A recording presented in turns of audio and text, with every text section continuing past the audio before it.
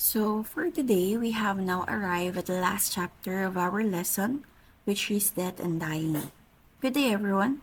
We are the last group, the group 9, and we will explain the process of death and dying. I am Juliana Serrano, together with Rona Alisa Soledad and Samantha Veratang. And I will be explaining to you today what is death and its process, together with the stages of loss. But before that, let me just give you an insight on what we are about to learn in this chapter. So, in this topic, we'll discuss the introduction of death, the process of dying, aspects of dying, 5 stages of loss, palliative and hospice care, 7 stages of loss, bereavement and grief, ceremonies, most common causes of death, top 3 most common causes of death in the Philippines, and lastly, the death rates in the Philippines. For now, let us first identify what is the meaning of death. According to Lumen Learning, a dying process that allows an individual to make choices about treatment, to say goodbyes, and to take care of final arrangements is what many people hope for death.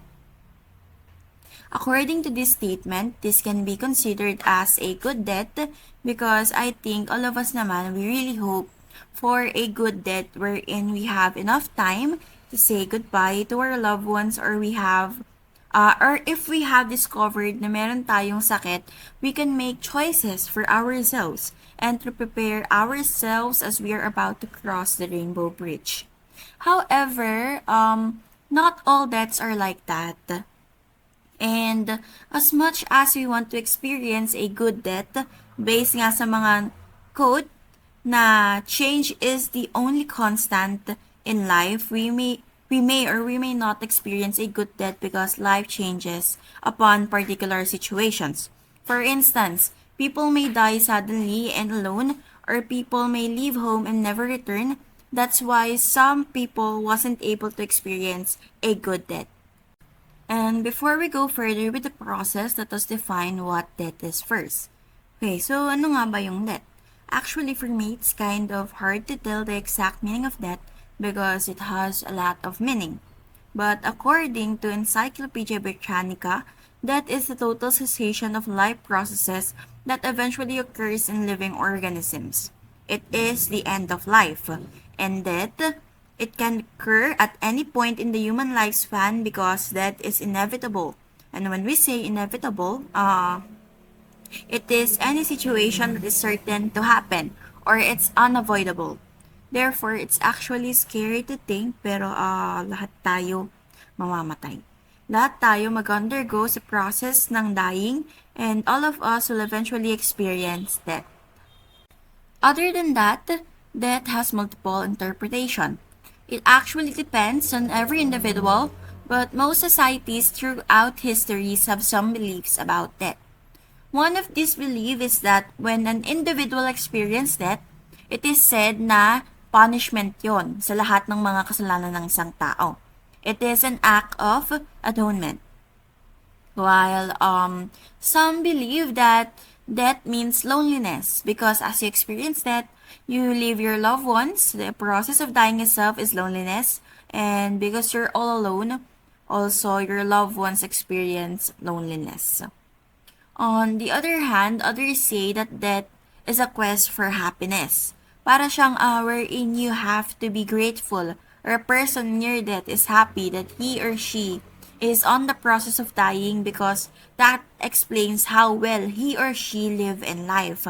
And kumbaga, kaya siya nagiging quest for happiness kasi there are some people na who are suffering from a disease, waiting for their life to end the suffering. And yung iba naman, they embrace death and they welcome it, while some may fear it. For those people na they welcome it can be seen that death is the fitting end to a fulfilled life. In here, parang tanggap na nila na lahat naman tayo mamamatay, and it's their time, like that. And yung for those na who fear it, I think it really depends on the person kung paano nila na-view yung death. Kaya there are some who are happy or lonely, and there are some who embrace it or fear it. And in most societies naman, like us Filipinos, I think most of us we see or we view death na it is not the end of our existence. For instance, an individual has died. Although yung body niya naman, like the biological body, it can be inferred as died na. Or wala na talaga, dead na.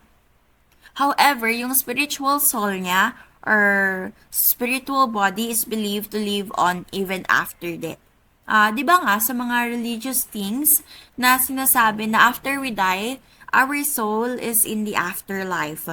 Kaya may mga iba na parang sinasabi nila na bantayan daw sila sa baba, ganun, or like i-guide sila sa mga buhay nila, sa mga kamag-anak nila na namamatay. Like that. Moving on, let us now go further with the process of dying. First, let's tackle the aspects of dying. Okay, so one way to deeply understand death and dying is that we have to look closely sa aspect ng death ng isang individual. We have to look for the physiological, social, and psychological death. So, kasi itong mga to, or these deaths, hindi sila nag-occur sabay-sabay, or simultaneously, or hindi sila visible sa isang individual unless they will be tested in order to identify what aspect of death ang na-experience ng isang individual for a certain phase. The first aspect of death is the physiological death.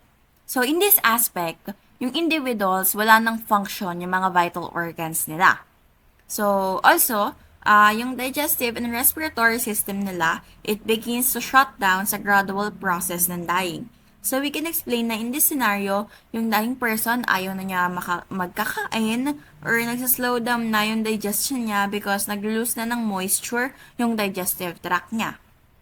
And for this person, yung pagnguya, pag-swallow, and pag-eliminate ng mga nakain niya is becoming a painful process for them. Basically, hindi na kaya talaga mag-function fully ng katawan nila. And other than that, circulation slows and mottling or the pooling of blood may be noticeable on the underside of the body. Minsan sa mga dying person, may makikita tayo na parang mga pasa. Kasi hindi na nga ganong nagsisirculate yung blood nila to the point na parang may build up or pool of blood sa isang certain part ng katawan nila. And when it comes to breathing naman, their breathing becomes sporadic and shallow. And when we say sporadic and shallow, sporadic is when a person experiences shortness of breath, and shallow naman is describes as a spasm in the chest. With shallow breathing, you might not supply enough crucial oxygen to your body and brain. Therefore, dying people, nahihirapan sila huminga or may breathing problems sila.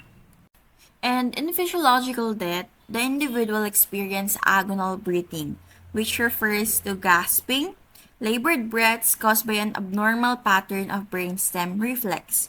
For instance, when someone na hindi gaano nakakakuha ng oxygen from the air they breathe, yung mga individual, kung mapapansin nyo, they are gasping for air.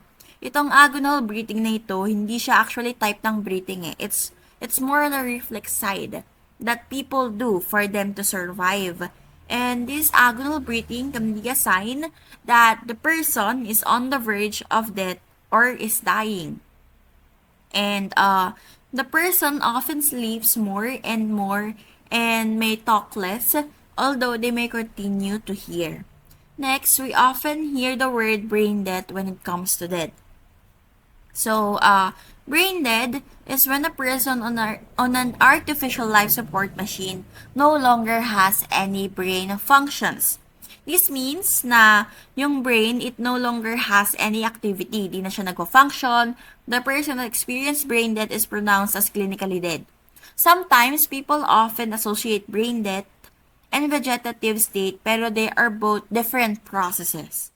Brain death is different from vegetative state because vegetative state, this occurs when the cerebral cortex no longer register any electrical activity, pero yung brainstem is active.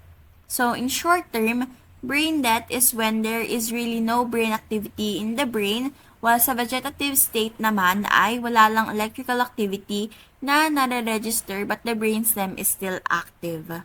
So let's go naman with the social debt. Social debt begins much earlier than physiological debt. And ito naman, nag-occur siya when others begin to withdraw from someone who is terminally ill or has been diagnosed with a terminal illness. For example, yung mga people na diagnosed with conditions na AIDS or cancer, yung mga friends nila or loved ones nila parang bihira or less often na lang kung bisitahin sila. And meaningful discussions may be replaced with comments about the weather or topic of light conversation. They avoid heavy or meaningful talks that might affect them. Pero bakit nga ba sila nagwi-withdraw?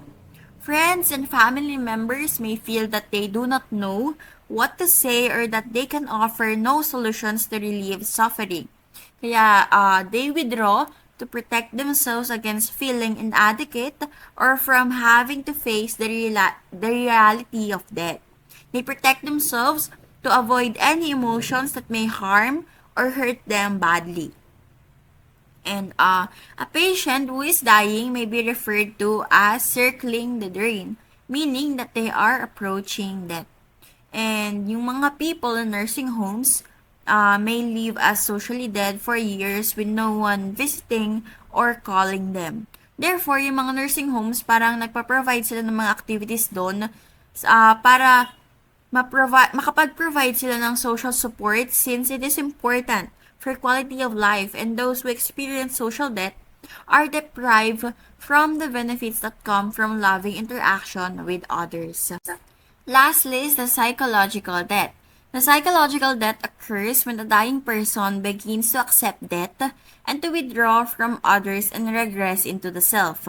So in here, yung individual na yon na on the verge of death, na tanggap na niya na ready na siyang mamatay anytime soon, na mawawala na siya sa earth na to. Kaya nagsastart na siya na i-withdraw yung sarili niya sa mga taong nakapaligid sa kanya or sa loved ones niya. And the individual also regress into the self. So this can take place long before physiological death or even social death if others are still supporting and visiting the dying person. And it can even bring physiological death closer. Also, in this stage, some people may control sila sa timing ng death nila and may capability sila na i-hold yung time ng death nila after ng important or significant events sa kanila, or they may die quickly kapag may nawala sila na someone na importante para sa kanila. In some cases, individuals can give their will to live, parang wala na silang gana na mabuhay, parang tinatanggap na talaga nila kung kailan sila mamamatay or parang hinihintay na lang yung date kung kailan sila mamamatay. And this is often attributable to a lost sense of identity. Also, the individual feels consumed by the reality of making final decisions, planning for loved ones, especially children, and coping with the process of their own physical death.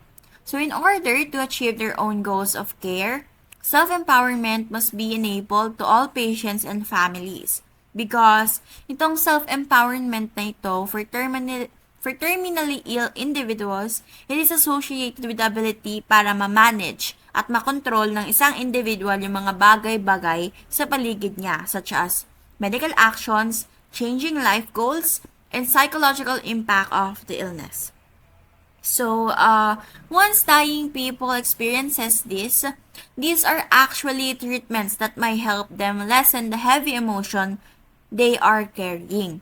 And according to studies, treatment plans that are able to incorporate a sense of control and autonomy into the dying individual's daily life have been found to be particularly effective in regards to general attitude as well as depression level. Other than that, there are several theories of coping. First is the active coping, wherein the individual is seeking information or working to solve problems. For instance, you found out that you have an illness, so in order for you to be better, you seek information on how to beat that illness. You work to solve your problems. This type of coping produces more positive outcome than passive coping. While sa passive coping naman this is where it is characterized by avoidance and distraction. So, ayun, using the same example, pag nalaman mo na may sakit ka, you just accept your time, you just disregard na pwede ka pang gumaling. You just distract yourself thinking na wala lang yung sakit na yun and hindi na dapat siya pagtutuunan ng pansin, which produces a negative outcome. Although both of them naman are unique and it solely depends on individual's developmental stage, but we should remember that it is important too that an environment around a dying person promotes a supportive environment, which helps them foster a sense of independence, control, and self-respect.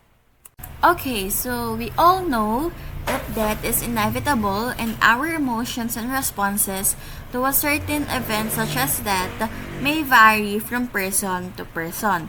For some, tinatago nila na nasasaktan sila, but for some people, they might react dramatically and that is completely normal. So, as we encounter certain events like death from the people we love or from the people around us, we feel a lot of emotions we cannot explain. A lot of emotions na normal lang naman talaga maramdaman. And these are what we are going to talk about in the next topic.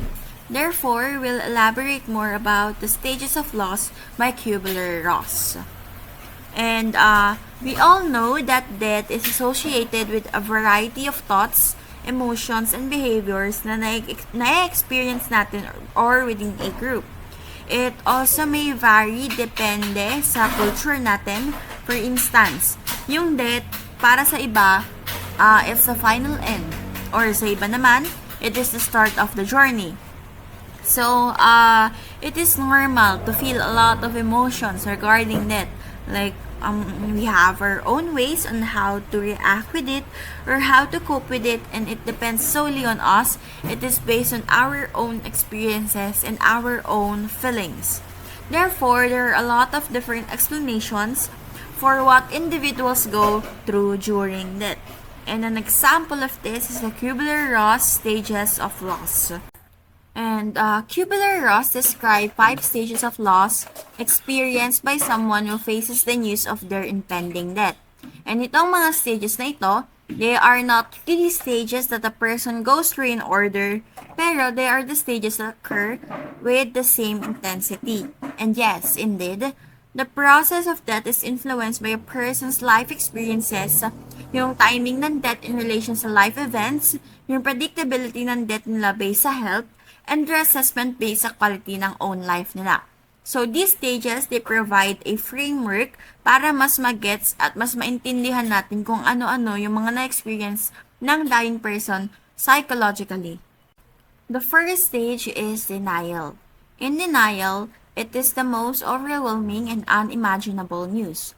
And this stage, it helps us na to protect ourselves by allowing such news to enter slowly and give us enough time to come to grips or like to come into reality with what is taking place.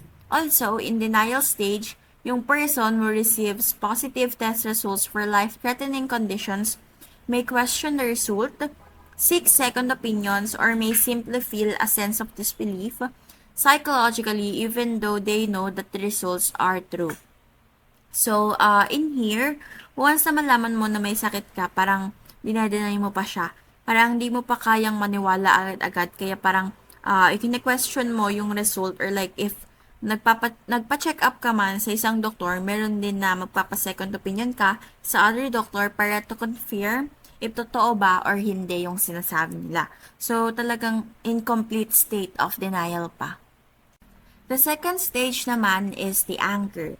So, anger provides us protection in that being angry energizes us to fight against something and gives structure to a situation that may be thrusting us into the unknown. Also, as we base it from our experience, parang mas madali para sa atin na magalit over something or someone kesa na malungkot, masaktan, or madepress. And anger also helps us to temporarily believe that we have a sense of control over a future and to feel that we have at least expressed our rage about how unfair life can be. And yung anger, pwede natin siyang i-focus sa tao, sa healthcare provider, kay God, or at the world in general. The third stage is the bargaining. As for bargaining, ito naman yung stage wherein we are trying to find solution to a problem para ma-overcome yon. Or like, naghahanap tayo ng paraan such as regular checkups para pag-inom ng mga gamot para gumaling tayo or ma-turn yung situation around. For example, living better, devoting self to a cause, being a better friend, parent, or spouse, these are all the agreements na maaaring i-commit ng isang tao para humaba pa yung buhay nila. Also, asking to just live long enough to witness a family event is also an example of bargaining. Parang in here, you have kind of accepted your fate, but you just want to lengthen it more para lang maabutan mo pa yung isang certain event na gusto mo or importante para sa'yo. The fourth stage is depression. When we say depression, it is when you feel sad or like nawawalan ka na ng gana over sa lahat ng activities na ginagawa mo. This negatively affects how we feel, how we think, and how we act. Depression is sadness, and it's normal that a person may feel extreme sadness for such event like death. Feeling the full weight of loss, crying, and losing interest in the outside world is an important part of the process of dying. We may all feel sad as we know na malapit na tayong mamatay. And this depression, this makes other very uncomfortable. And yung loved ones or family ng individual na was near death, they try to console the individual. And sometimes, hospice care may include the use of antidepressants to reduce depression during this stage. The last stage is the acceptance. Acceptance involves learning how to carry on and to incorporate this aspect of the lifespan into daily existence. Reaching acceptance does not in any way imply that people who are dying are happy about it or content with it. It means that they are facing it and continuing to make arrangements and to say what they wish to say to others. They have fully accepted it, and parang para sa kanila, instead of being sad about it, they just accepted it fully and make the best out of their lives before they experience death. Some terminally ill people find that they live life more fully than ever before after they come to this stage. So, in some ways, these 5 stages serve as cognitive defense mechanisms. This allows individual not to make sense of the situation while coming to terms with what is happening. So, understanding this is important because as we understand this, we are more equipped on how we can support a person as they die. And that's all, and thank you for listening. Good day everyone, my name is Rona Aliza B. Soledad and I will be discussing about the palliative and hospice care, the 7 types of pain, euthanasia, and physician-assisted suicide. Palliative care is an interdisciplinary approach to specialized medical and nursing care for people with life-limiting illnesses. It focuses on providing relief from the symptoms, pain, physical stress, and mental stress at any stage of illness, with a goal of improving the quality of life for both the person and their family. Doctors who specialize in palliative care have had training tailored to helping patients and their family members cope with the reality of the impending death and make plans for what will happen after. So next is the hospice care. Hospice care involves caring for dying patients by helping them be as free from pain as possible. Hospice care provide them the assistance to complete wills and other arrangements for their survivors, giving them social support through the physiological stage of loss and helping family members cope with the dying process, grief, and bereavement.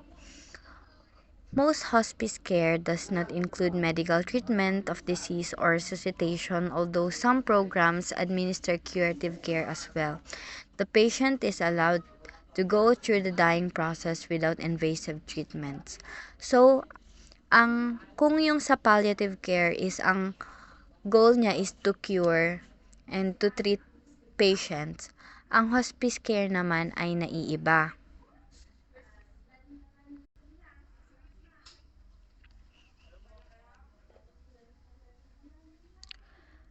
Hospice care is a type of care involving palliation without curative intent. So, yun nga, ang hospice care, wala siyang intensyon na pagalingin in a way na bigyan ng gamot or what.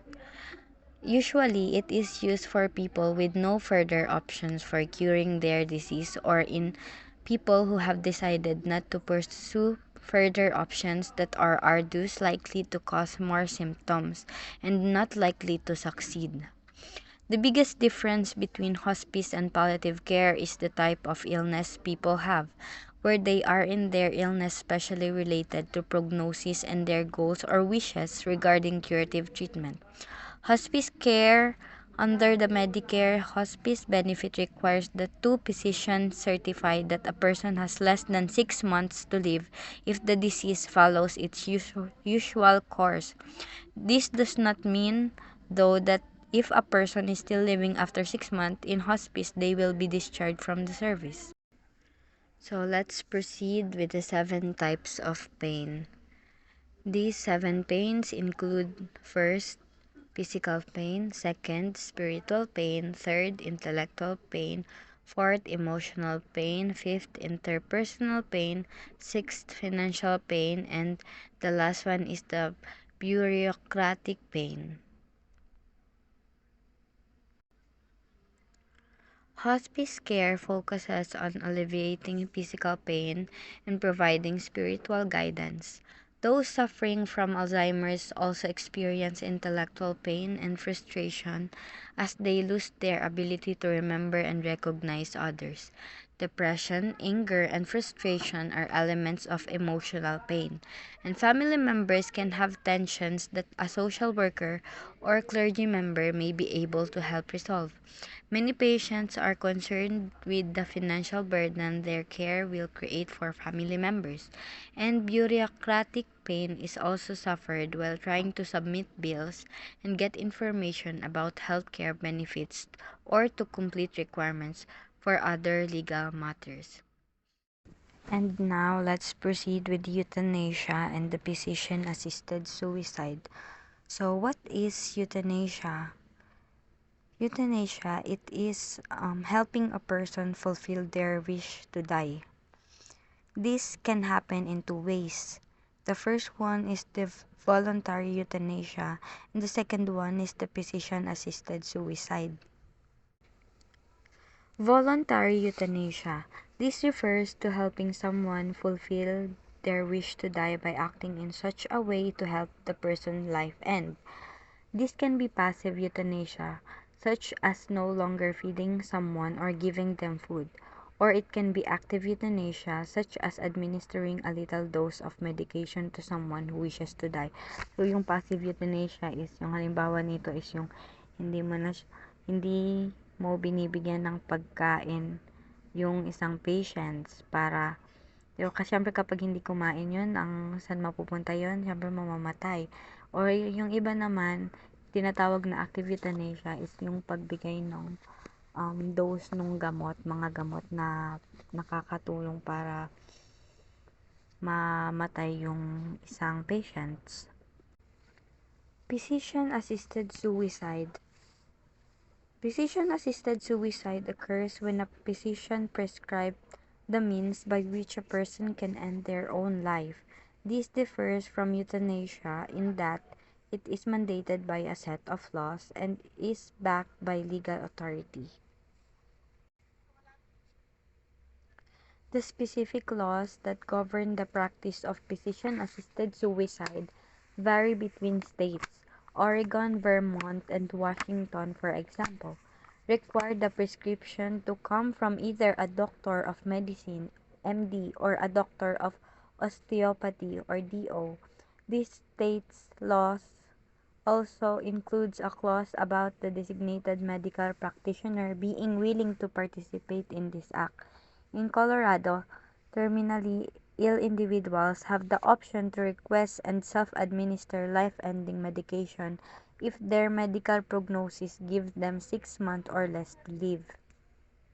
In the District of Columbia and Hawaii, the individual is required to make two requests within predefined periods of time and also complete a waiting period, and in some cases undergo additional evaluations before the medication can be provided. So, yung physician-assisted suicide, yun yung pupunta ka sa mga doktor and then magre-request ka ng mga life-ending medications. So, the last one are the countries that allows physician-assisted suicide. Physician-assisted suicide is legal in the District of Columbia in several states, including Oregon, Hawaii, Vermont, and Washington. It is also legal in the Netherlands, Switzerland, and Belgium. That is all my report. Thank you so much for listening. Good afternoon, everyone. So, bereavement, grief, and mourning. So, itatakal natin kung ano nga ba yung pinagkaiba ng tatlong to. Yung bereavement ay state of loss. And then, yung grief naman, ito yung emotional response natin dun sa pagkawala ng loved one natin. And then, mourning. Ito yung sa Tagalog, pagluluksa. So, mourning is a culturally prescribed way of displaying reactions to death. So, yan, culturally prescribed way kung saan dinidisplay natin yung reactions natin sa death. So, di ba kapag merong namatay, kapag nandun tayo sa burol nung namatay, yung mga tao doon, malungkot sila, yung iba umiiyak. Yun yung reaction kasi nila sa death, and yung tawag doon is yung pagluluksa. So, meron tayong tinatawag na models of dying and bereavement. Yung nandito sa left side, ito yung 5 stages of loss ni Kubler-Ross. And then, yung nandito naman sa left side, ito naman yung attachment model ni Colin Murray Parks and John Bowlby. Yung first, numbness. So, numbness is a grief by a sense of unreality and disbelief and almost empty of feelings. So, di ba, kapag merong loved one natin na namatay, ang una nating, ang initial reaction natin doon is yung numbness. Kung saan, syempre, na-shock tayo dun sa pagkawala niya. So, nagkakaroon tayo ng sense of unreality. Hindi kasi natin siya matanggap eh. So, nagkakaroon ng numbness or yung pagkawala nung emotions natin. And then second, yearning. So, as the numbing sense of shock and disbelief diminishes, the bereaved person experiences more agony. Third, disorganization and despair. Difficulty managing and taking interest in their lives. So, ito naman, syempre, disorganized tayo. Diba, kunwari, yung loved one natin nawala. Hindi tayo, alam mo yun, yung hindi tayo sanay na wala sila sa tabi natin. So, kunwari, sa bahay na lang, ganyan. Yung loved one na to, yung namatay, siya yung naghuhugas ng plato, nagluluto, naglalaba, ganyan. So, kapag nawala na siya sa tabi natin, parang disorganized na tayo kasi hindi natin alam kung paano magluto, 'di ba? Hindi tayo marunong maglaba. Hindi natin alam kung ano yung gagawin natin. Kaya nagkakaroon tayo ng difficulty sa pag-manage ng lives natin. And syempre, nawawalan din tayo ng interest sa buhay natin because of the death of our loved one. And then fourth, reorganization.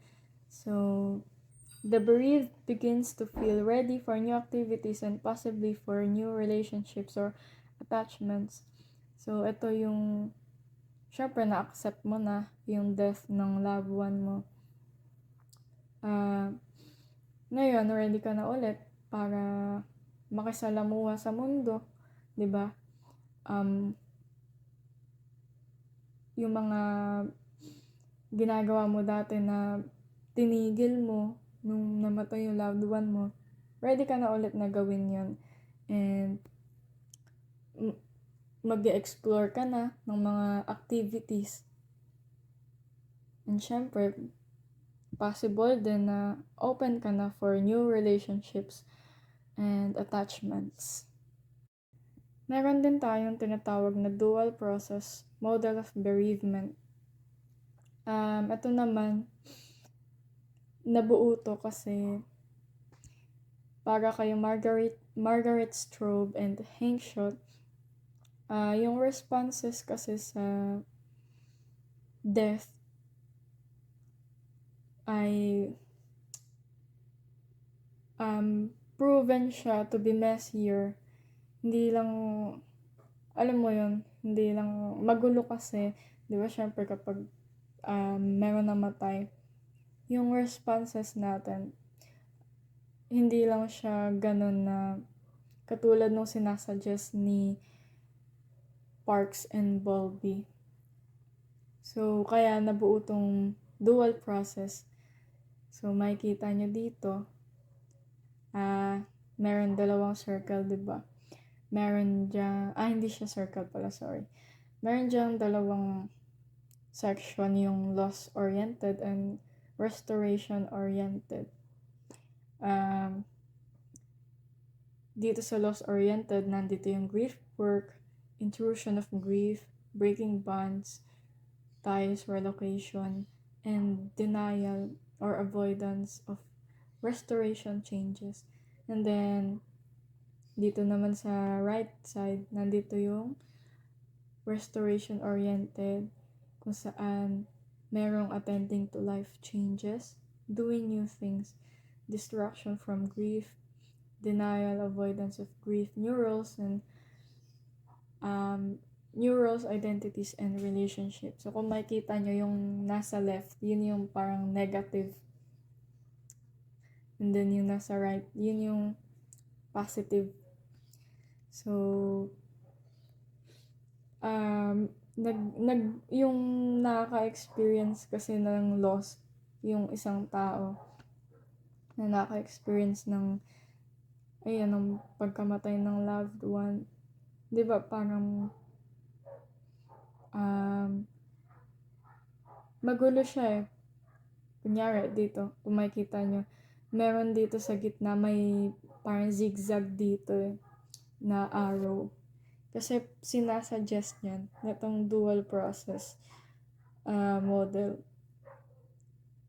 Pwedeng ngayong araw,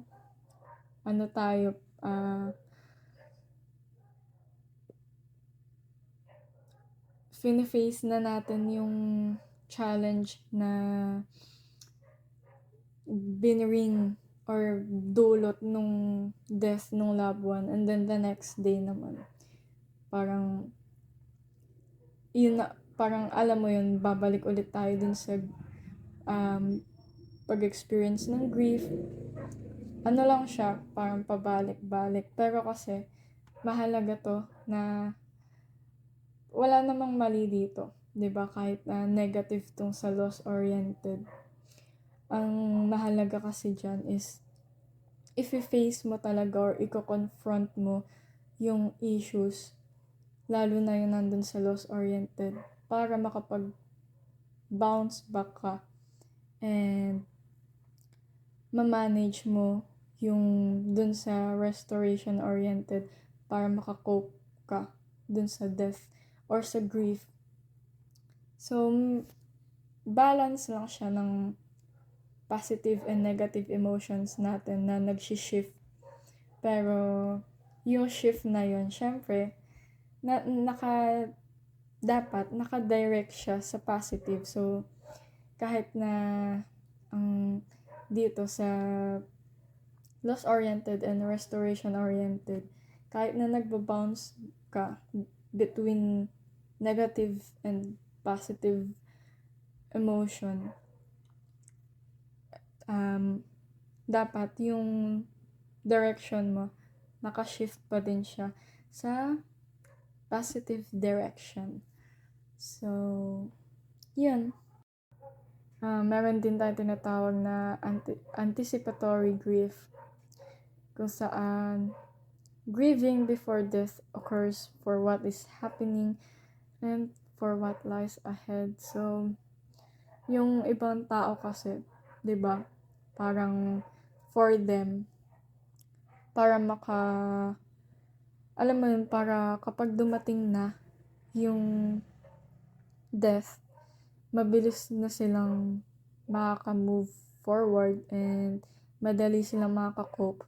So, ito, anticipatory grief, parang nag-grieve na agad sila for what will happen in the future, 'di ba? Kasi minsan mas madali 'yun na kunwari yung loved one mo ano na siya, bedridden na ganyan. Parang alam mo na talaga na wala nang hope. It's time to say goodbye, ganyan. Mag-grieve ka na agad kahit buhay pa siya, nandyan pa yung living body niya, nasa harap mo pa, pero silently nag-grieve ka na kasi para sa isip mo, para kapag dumating na yung time na kukunin na siya ni Lord, mas madali mo nang matatanggap and mas madali ka nang makaka-cope dun sa death niya. We also have grief work perspective. So, ito naman, this grew out of Freudian psychoanalytic theory. So, sabi dito, itong grief work perspective, this is the view that to cope adaptively with death, bereaved people must confront their loss, experience painful emotions, work through those emotions, and move toward a detachment from the deceased. So, itong perspective na to, sinasuggest na to na para daw makapag-cope tayo adaptively dun sa death, we must confront our loss. Syempre, hindi kasi pwedeng iiwasan mo lang ganyan. Kapag iniiwasan mo kasi parang mas lalong maiipon yung negative emotion sa loob mo, and syempre one day darating at darating yung araw na sasabog ka kasi hindi mo kinonfront yung mga naipon or na build up na negative emotion inside of you. And syempre yung iba, ito, experience painful emotions. Yung iba kasi parang hindi normal sa kanila. Ang tingin nila kasi na para sa painful emotions is hindi normal, ganyan. Kasi minsan yung iba iniisip nga na parang nakakahiya na umiyak kapag merong namatay na loved one, ganyan. Pero it's normal to experience these painful emotions. Kasi mahalaga na ma-experience natin yung mga painful emotions na yun para move forward tayo. Kailangan nating i-work through yung mga emotions na yun inside of us para move forward na rin tayo sa death ng loved one natin. So, yun yung grief work perspective. Causes of death. So, itatakal ko dito sa causes of death, yung most common causes of death. Top 3 most common causes of death in Philippines and death rates in Philippines. So, bakit ba kailangan ko siya i-tackle? Siyempre, kailangan ko siya i-discuss para maintindihan natin kasi na meron iba't ibang cause yung pagkamatay ng isang tao. And by this, magkakaroon kasi ito ng impact doon sa perspective natin sa death ng isang tao or ng loved one natin. So, dito sa picture, yung most common causes of death, ito yung sa America. Hindi siya sa Philippines, ha. So, yan. Unang-una, heart disease. Pangalawa, cancerous tumor. And then third, accidents. Fourth, chronic lower respiratory diseases. Fifth, strokes. Sixth, Alzheimer's disease. Seventh, diabetes. Eighth, influenza and pneumonia. Ninth, kidney disease. And yung 10th is suicide. Dito naman sa graph, makikita nyo dito yung death rates ng 10 leading causes of death in United States. So, ito, from year 2019 and 2020 to. Ayan, makikita nyo yung dark blue, 2019, and then yung gray na line is from year 2020. So, makikita nyo lang naman dyan na every year mas tumataas yung death rate niya. 'Di ba? Kung makikita nyo. Meron dyan yung kidney disease. Hindi siya masyadong tumaas. Parang pantay lang yung rate niya noong 2019 and 2020. Pero yung dito sa heart disease, mas tumaas siya noong 2020. And lalo na itong sa COVID-19, 'di ba? Nung 2020, sobrang taas din kasi ng rate talaga, yung death rate ng COVID-19. Top 3 most common causes of death in Philippines. So, yung top 3 na common causes of death dito sa atin is number 1, yung diseases of the heart. So, ayan talaga eh. Number 1 talaga na cause of death to dito sa atin sa Philippines. And then, third, vascular system diseases. So, vascular sa cardiovascular system. And then, third, malignant neoplasm. So, itong third naman, malignant neoplasms, ito yung mga cancerous na tumor. So, ito yung third cause of death in the Philippines. Meron din tayo ditong graph ng death rates sa Philippines. Yan, makikita nyo. From year 2010 to year 2019. So, makikita nyo din na pataas din ang pataas. Katulad dun sa America kanina. Dito din sa Philippines. Yearly, pataas din ang pataas yung death rate natin. Parang ang hindi lang ang bumaba lang is yung dito sa 2017 and then tumaas ulit siya noong 2018, lalo na nung 2019 kasi syempre saka 2020 sa COVID. So ito, another graph, percentage naman ng death rate dito sa atin sa Philippines. So, ganun din siya, makikita nyo. Pataas, and then pababa, pataas. Pero kasi, kahit makikita nyo na may bumababa, pataas pa rin yan every year. Hindi talaga nagbabago na mas tumataas siya every year. So, bago ko tapusin itong report ko, meron lang akong question na gustong itanong sa inyo. May iwasan ba natin yung death? Can we avoid dying? So, yung sagot lang naman dyan is simply no. So, diba dito? Nilagay ko nga dito. Death exists because there is an absence of life. Diba? Bakit ba nag-exist yung death? Syempre, kasi walang life. hindi natin ma-avoid yung death. Kasi syempre, human beings lang tayo. Pero, we can avoid dying early from the way we live our lives. We can live longer if we choose to. So, di ba yung mga taong um, may sakit na ganyan, ano bang ginagawa nila para ma-prolong yung buhay nila?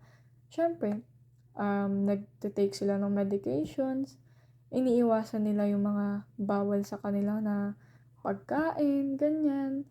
Yun yung mga ways para makontrol natin yung life natin. So, we can never really avoid dying. We can never avoid death.